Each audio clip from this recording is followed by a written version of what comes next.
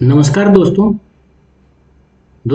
भारत के विदेश मंत्री एस जयशंकर जो कि अभी फिनलैंड में है, वहाँ पर एक टॉक्स चल रही थी, सिक्योरिटी रिलेटेड से टॉक्स और वेरियस टॉपिक पे टॉक्स चल रही थी, जिसे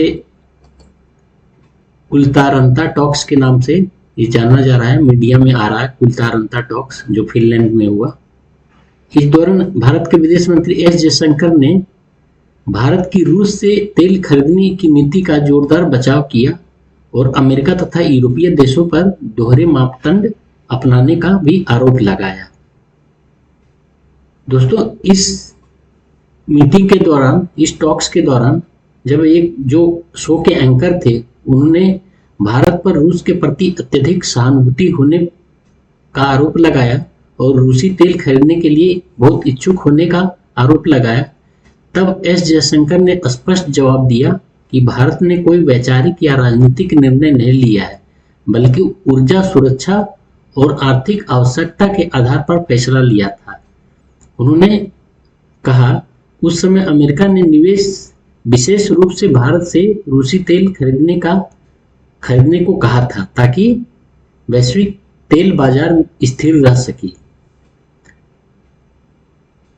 साथ साथ उन्होंने एस जयशंकर ने यह भी कहा कि 2022 में जयशंकर ने बताया कि यूक्रेन और रसिया युद्ध शुरू होने के बाद पश्चिमी देशों ने रूस पर प्रतिबंध लगा दिया। इसके परिणाम स्वरूप यूरोपीय देश बड़ी मात्रा में मध्य पूर्व का तेल खरीदने लगे, जो पारंपरिक रूप से भारत का प्रमुख आपूर्तिकर्ता था। ऐसा कहा जयशंकर ने। इससे भारत के लिए तेल की उपलब्धता प्रभावित हो गई, और प्रभावित हुई तो भारत को एक तरह से पुश कर दिया गया रसिया के तेल खरीदने के लिए। तो इसलिए भारत को रसिया से तेल खरीदना पड़ा, ना कि रसिया, क्योंकि 2022 के पहले भारत तेल रसिया से बिल्कुल नहीं के बराबर खरीदता था।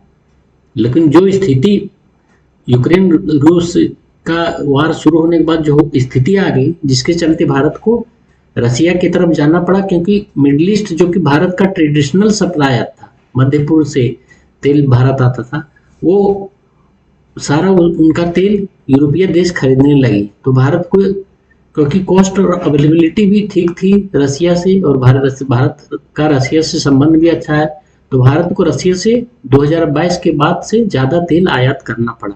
ऐसा कहा विदेश मंत्री एस जयशंकर ने।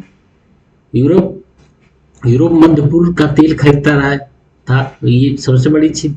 बाजार में बड़ी मात्रा में उपलब्ध था रूस का तेल, तो भारत को अपनी सुरक्षा जरूरतों और कीमतों को देखते हुए रूसी तेल खरीदना पड़ा।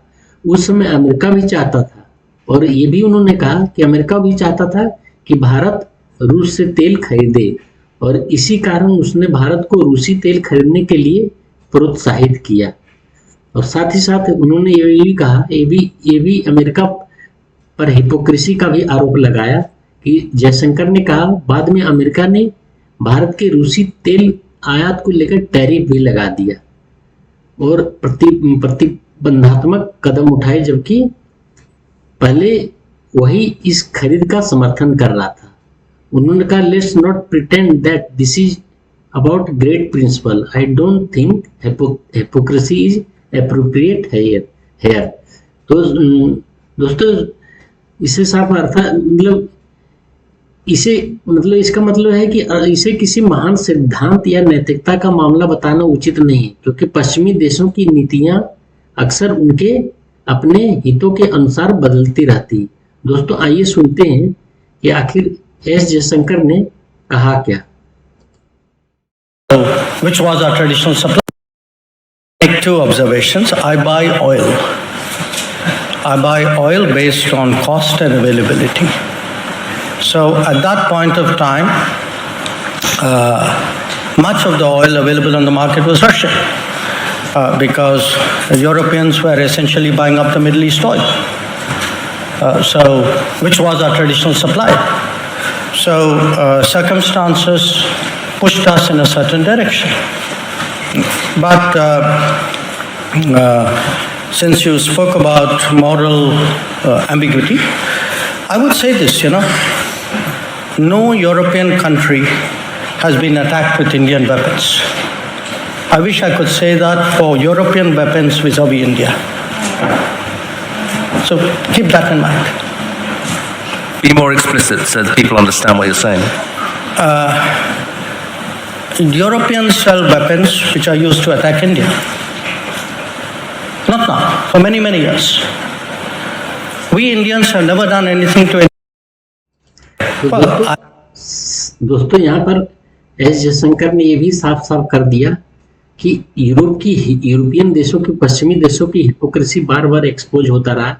भारत ने कभी भी, भारत का हथियार कभी भी यूज नहीं किया गया यूरोपीय देशों के में अटैक करने के लिए, लेकिन यूरोप के देश उन देशों को हथियार बेचते हैं जिनका उपयोग किया जाता है भारत पर अटैक करने के लिए। और ये आज का बात नहीं है, पिछले कई दशकों से चला आ रहा। ये साफ साफ कहा एस जयशंकर ने। इस तरह उन्होंने पूरी तरह से एक्सपोज कर दिया उनको कि आप ऑयल खरीदें, हम ऑयल भी नहीं खरीदे, आप सारा ऑयल मिडिल ईस्ट से आप खरीद लेंगे।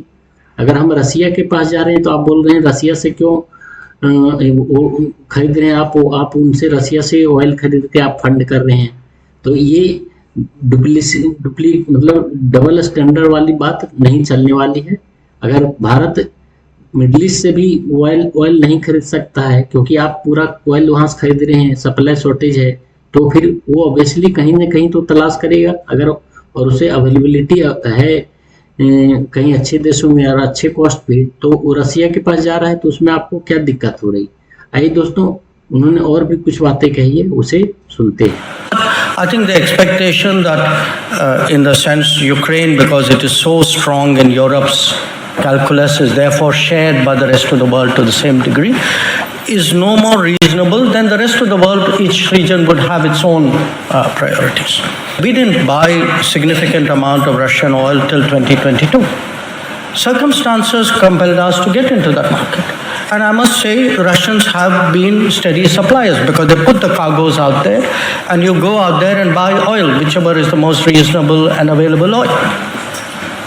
But I do want people to remember this. At that time, the US specifically asked India to buy Russian oil to stabilize the world markets. Yeah. Okay? Right now, if you see, after having first put tariffs on us last year for buying Russian oil, the US then again lifted its sanctions because on Russian oil. They need the oil price down again. Yeah. So let's not pretend that there is some great principle involved here. I mean, if it is on, off, and do it when it suits us and don't do it when it doesn't suit us. तो यहाँ आप देख सकते हैं दोस्तों कि कैसे उन्होंने धज्जियां उड़ा के रख दी अमेरिका और यूरोप के देशों को कि अगर यूक्रेन का प्रॉब्लम है तो वो चाहते हैं कि ये विश्व का प्रॉब्लम बन जाए और विश्व इस पर ध्यान दे।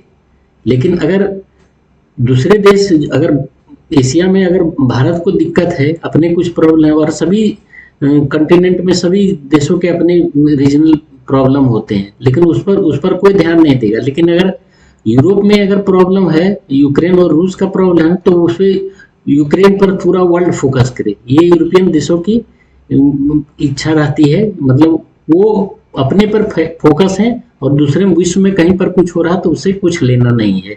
तो ये साफ साफ एक तरह से एक्सपोज कर दिया और उन्होंने साफ साफ कह दिया कि भारत मतलब ऑयल खरीद रहा है रसिया से, तो इसलिए खरीद रहा है क्योंकि एक समय अमेरिका ही कह रहा था कि आप अमेरिका से रसिया से तेल खरीदिए ताकि भारत तेल का प्राइस स्टेबलाइज रहे। और वही आज अमेरिका रसिया से तेल खरीद रहा है भारत, इसलिए उस पर टैरिफ लगा दिया 50% का।